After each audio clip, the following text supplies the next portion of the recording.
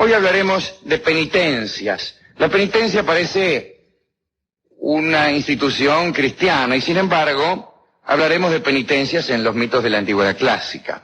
Vamos a citar una serie de episodios en los cuales los personajes tuvieron que someterse a castigos de cierta perdurabilidad para expiar sus faltas. En algunos casos la expiación era cosa imposible, incluso por el carácter eterno de la penitencia. Obviaremos los casos más famosos, los trabajos de Heracles, etcétera, etcétera. No importa. Así que vamos a empezar con una penitencia a la que tuvo que someterse Metope. Metope, que es un nombre exquisito para una dama, era hija de Équeto, que también tenía lo suyo. Los muchachos dirán, hubiera sido mucho mejor Metope y Équeto.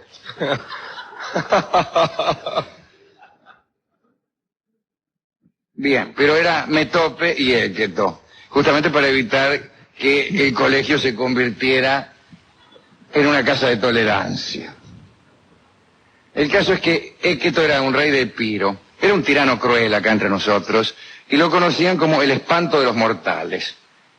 Ahí viene el espanto de los mortales, y era Équeto. Señora, ¿está el espanto de los mortales?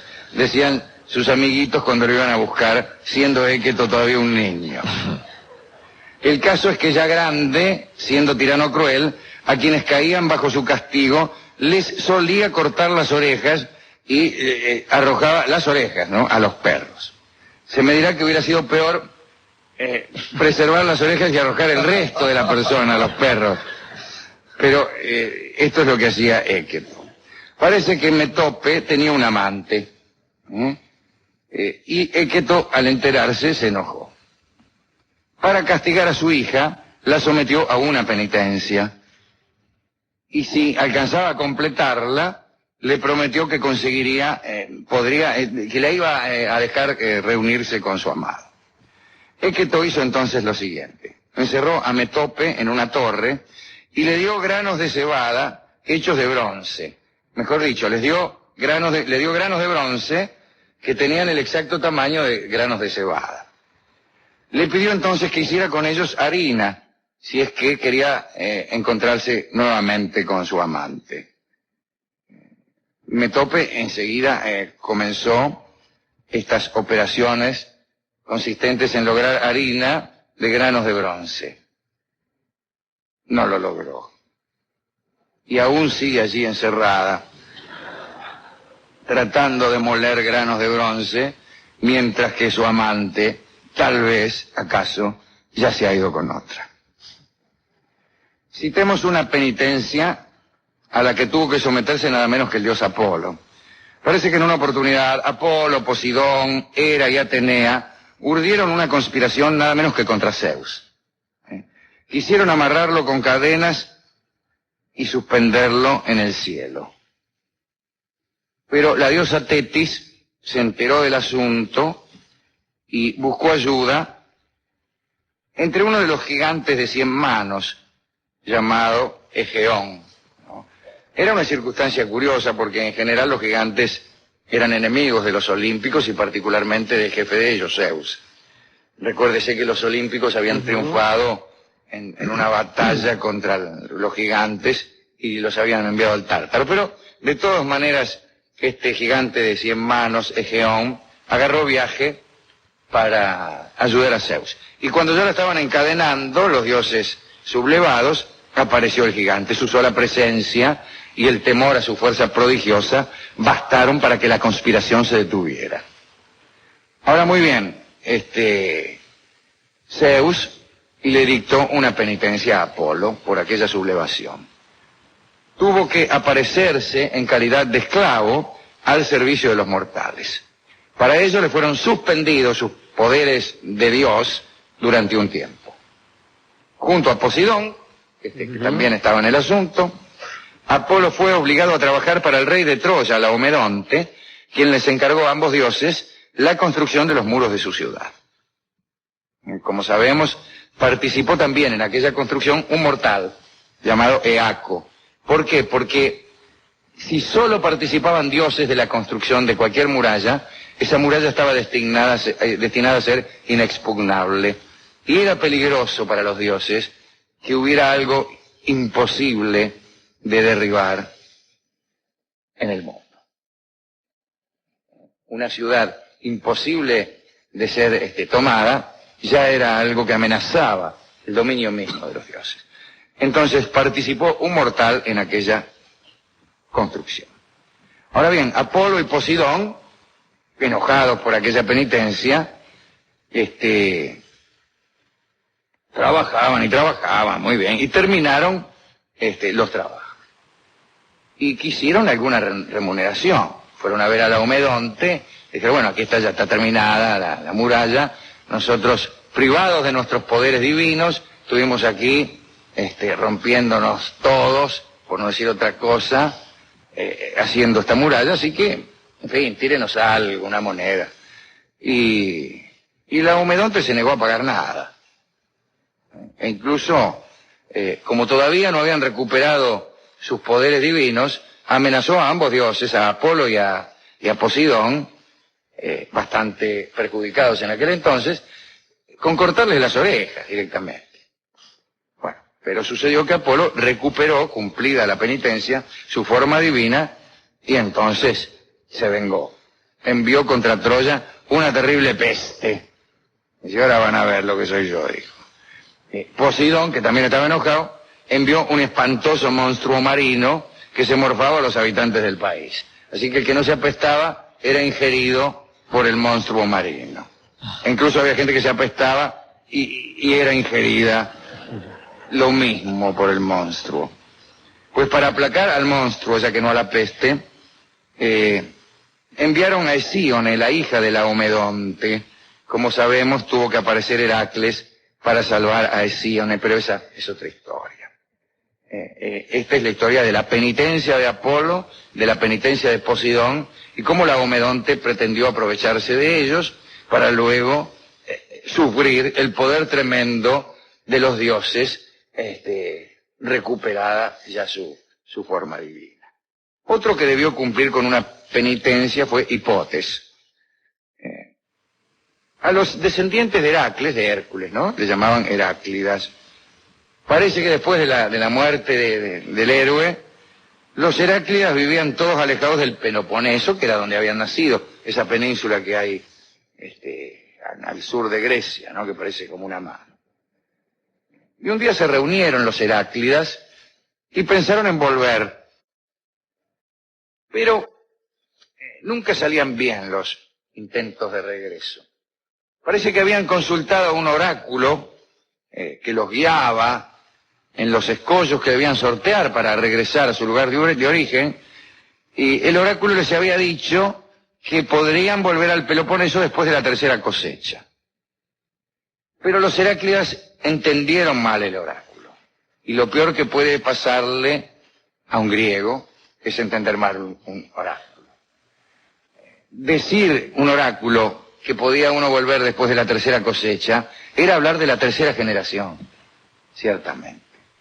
Y estos permanentes malentendidos llevaron a la muerte a docenas de descendientes de Heracles.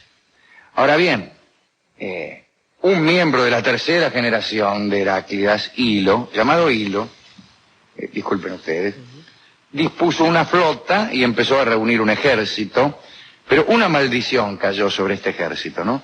La causa fue la siguiente: parece que un día vieron acercarse al campamento a un adivino llamado Carno. Era un hombre que no venía más que con intenciones amistosas. Pero los Heráclidas temían nuevas malas interpretaciones y no querían escuchar profecías de nadie.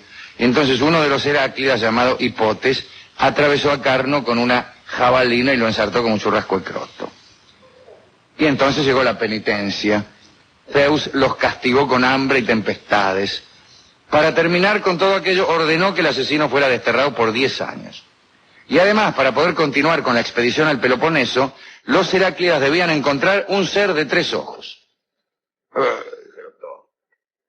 Que es la expresión más habitual cuando a uno le ordenan encontrar un ser de 3 ojos. Uno dice inmediatamente... Incluso en el diccionario dice expresión habitual en las personas que reciben el encargo de hallar un ser de 3 ojos. Casi como en francés. Dice,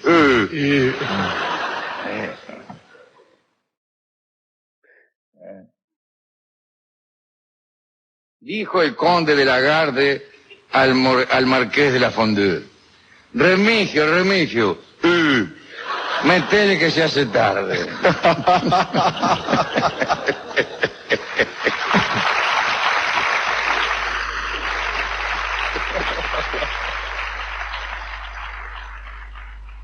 Bueno, pues bien, cumplieron entonces el destierro por 10 años, que era la primera de las peticiones, pero esta condición de hallar un ser de 3 ojos era complicada, pero tuvieron suerte. Parece que un día se presentó ante los Heráclidas el rey de Élide, llamado Óxile, que era tuerto y venía montado en un caballo. Bueno, trampa, es sangre. No vale. Zeus dio por terminada la penitencia a mitad porque estaba harto, ¿no? Y también terminaron el hambre, las tempestades, y por fin los Heráclidas pudieron continuar su viaje sin sobresaltos hasta llegar a la tierra de sus antepasados. Y contemos para terminar lo que sucedió con Alcmeón. Dijimos hace algunos días, no sé si aquí mismo, que el adivino Anfiarao, sabiendo que iba a morir en su campaña contra Tebas, uno de los 7 contra Tebas era Anfiarao, el adivino, había decidido participar igualmente. Además, habíamos dicho que su mujer, Erifila, sobornada por el collar de armonía, había empujado a su marido a que fuera allí donde iba a encontrar la muerte. Adrasto, el primo de Anfiarao y el hermano de Erifila, había sobornado a Erifila para que empujara a Anfiarao a ir a una guerra donde él, por ser adivino, ya sabía que iba a morir. De todos modos, él había arreglado con Adrasto, digo Anfiarao, que ante cualquier discusión entre los primos, iba a ser Erifila la que iba a tener el último dictamen. Erifila iba a actuar como juez. Y entonces discutieron Anfiarao y Adrasto. ¿Vamos a la guerra de Tebas? No, decía Anfiarao, que sabía que iba a morir. Pues bien, dijo Adrasto, yo digo que sí, y es Erifila como juez la que va a decidir. Y Erifila, a quien le habían coimeado con el collar de armonía, dijo, anda a la guerra, Anfiarao. Y allá fue Anfiarao, sabiendo que iba a morir. Pues, antes de partir, el resignado Anfiarao, o el resignado Anfiarado, había pedido a sus hijos que para vengarlo mataran a Erifila, es decir, a la propia madre. Sí. Dijo, mira, yo me voy a la guerra, haceme un favor. Como venganza nomás, maten a mamá. Y además les había encargado, como después hicieron, que emprendieran luego otra expedición contra Tebas, que fue la de los epígonos. Pues uno de los hijos de Anfiarao y Erifila era Alcmeón, del cual hablaremos ahora. Alcmeón marchó contra Tebas después de la derrota de su papá y triunfó. Y luego, una noche, mató a su madre por cumplir con lo que el padre le había encargado. Sin embargo, los dioses, a pesar de que este era un encargo que cumplía Alcmeón, se espantaron igualmente y dieron penitencia a Alcmeón. Los dioses quisieron que por más que lo intentara, aquel asesinato no pudiera ser expiado.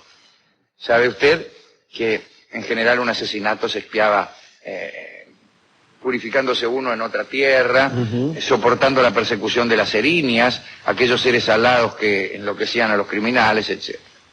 Pues bien, empezaron a perseguirlo las erinias a Alcmeón. Alcmeón quiso purificarse en la casa de su abuelo Oicles, no pudo. Después fue a la casa de Fegeo, en Psófide. Allí Fegeo le dio por esposa a su hija Arsínoe. Alcmeón le regaló el collar de armonía que le había quitado a su mamá, y ante tanta bondad para Alcmeón, los dioses hicieron que las tierras del lugar quedaran estériles, y así, cargado de culpas, perseguido por las erinias, se fue y acudió a lo de los tesprotos del Epiro. Pero los tesprotos del Epiro que parecen una murga ciertamente, se negaron a purificarlo y lo rajaron del país. Alcmeón reanudó su vida errante y penitente, nunca se podía purificar. Encontró al dios río Aqueloo y a su hija Calirroe, quiso casarse con ella y que su padre lo purificara, pero la muchacha le exigió como regalo nada menos que el collar de armonía, como condición para la vida en común y la purificación. Entonces, ya desesperado, Alcmeón volvió a la casa de Fegeo y pidió a Arsínoe el collar.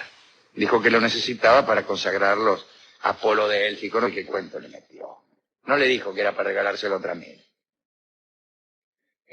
Fegeo autorizó a su hija a restituir el collar, pero un criado reveló a Alcmeón la verdadera intención del muchacho. Bueno, Alcmeón no, le reveló a Fegeo la intención de Alcmeón. Indignado, Fegeo lo mandó a matar finalmente. O sea que el tipo no se pudo purificar nunca. Y finalmente pagó la muerte de su madre y la venganza que le había sido pedida. Ahora bien, ¿a quién dedicar esta serie de penitencias? La penitencia no era una institución de la mitología. Insisto, más bien tiene un carácter cristiano. Los griegos tenían casi como unos rituales de exilio. El criminal debía ir a otro estado, a otra ciudad, a otra tierra. Y ahí debía pedir que un rey, que un funcionario, que un señor del lugar lo recibiese como huésped y lo perdonara, lo purificara. Esto requería un tiempo. Pero no era exactamente una penitencia. No había aquí la necesidad de un propósito de enmienda. No había instituciones como el arrepentimiento, por ejemplo. Los griegos no conocían el arrepentimiento o no funcionaba del modo que funcionaba. Aunque se puede arrepentirse oportunamente y lavar con este solo acto una vida de pecados e iniquidades. Usted sabe que nosotros aquí estamos un poco en contra del arrepentimiento, especialmente de ese arrepentimiento ya de último, de los 43 minutos del segundo tiempo. Yo creo que debería modificarse la ley del arrepentimiento imponiendo un límite. Claro. Más allá de las 2/3 partes de una vida no vale arrepentirse. Bien, pero no importa. Quiere decir que los griegos no manejaban estas ideas del arrepentimiento, del propósito de no volver a pecar, ni siquiera del pecado. Y entonces, más que penitencia, cumplían con unas burocracias que consistían en una emigración, en el soportar unas molestias de unos seres alados, que es lo más parecido después de todo el remordimiento, ¿no?, que hay en esta historia. Estas erinias que te molestaban. Eso se parece a todo. Bueno, de modo entonces que no debemos pensar que ninguno de estos tipos estaba arrepentido y que tenía ganas de ser mejor. No, simplemente se limitaban a cumplir con unas condiciones que tenían más de burocrático, insisto, que de espiritual. Ahora bien, ¿cómo podría llegar a funcionar? Esto no solo funcionaba así desde el punto de vista religioso, sino que funcionaba así desde el punto de vista de la justicia. Un criminal no siempre iba a la cárcel, la mayoría de las veces era desterrado. Esto puede explicarse solamente si se piensa que había una enorme vinculación, fortísima vinculación, y casi insoportable vinculación entre el hombre y el lugar donde nacía. Vínculo tal que cuando se rompía también algo dentro del hombre. Y esto debía producir un dolor tal que venía a funcionar como castigo. Y no tiene sentido, imagínese, usted cometa un crimen hoy, sí, y tiene que ir, qué sé yo, a la provincia de Entre Ríos durante 3 meses. Sí. Bueno, dice usted. Está bien, bienvenido. No, menos voy 3 meses, me instalo ahí en Paraná, me voy a purificar por alguna manera, después vengo. ¿Se va a pescar? Claro. Claro, bueno. tan fuerte era la ligación, Alejandro, que siempre el lugar de donde era parte del nombre, casi. Sí, bueno, pero ¿no? eso está bien, eso es igual. Es igual ahora. Los apellidos que tenemos nosotros, en algún caso, provienen del nombre de nuestros padres y en otros casos son solariegos. Si provienen de los lugares de donde a lo mejor eran originarias nuestras familias, ¿no? Pero bueno, efectivamente es así. ¿A quién dedicar esto entonces? Estos tipos a mí no me simpatizan mucho. Así que usted no tiene algún amigo para dedicar esta noche. Porque fíjese, aquí está la Omedonte, incluso los personajes laterales. La Omedonte no asesinó a nadie, pero un tipo que no garpaba sus deudas. El de las murallas. Ese era el que cortaba las orejas, aparte. ¿No? No, ese lo amenazó con cortarle las orejas a Posidón y a Apolo, aprovechando que en ese momento no tenían poderes de dioses. No, el otro era el tirano el papá de Metope, Équeto, el rey del Epiro, que tenía por costumbre cortar las orejas a los perros y tirárselas a los hombres. No, al revés. O algo así. No. Sí. Y después se enojó porque la hija tenía un amante, mira vos. Y la puso a hacer harina con pelotita de bronce. De manera entonces que... A la chica esa, pobrecita, Alejandro, que se pasó tratando de hacer harina con pelotita de bronce. Apareció alguien más o menos. Que tenía un amante y todavía debe estar ahí tratando de hacer harina con bolita de bronce. Pobrecita. Pobrecita Metope. Sí, ya vieja, a ese ¿sabes? amante desconocido, son a veces tan discretos los mitos griegos que ocultan el nombre de alguien. En este caso no sabemos quién era el amante de Metope. Pero entonces a ella y a su secreto amante, aquel que quizá, mientras ella todavía sigue frotando unas con otras las bolitas de bronce, se ha ido ya. ¿Con qué vamos a ilustrar esto? Bueno, está lleno de canciones criollas y de tangos sobre penitencias. Y está lleno también de canciones que son ellas mismas. Penitencias para el buen oyente. No es Hay eficaz. incluso emisoras de radio cuya programación está solamente amueblada por penitencias de 3 minutos, que vienen una tras de la otra, interrumpidas por otras penitencias llamadas locutor. Ya ves, sí.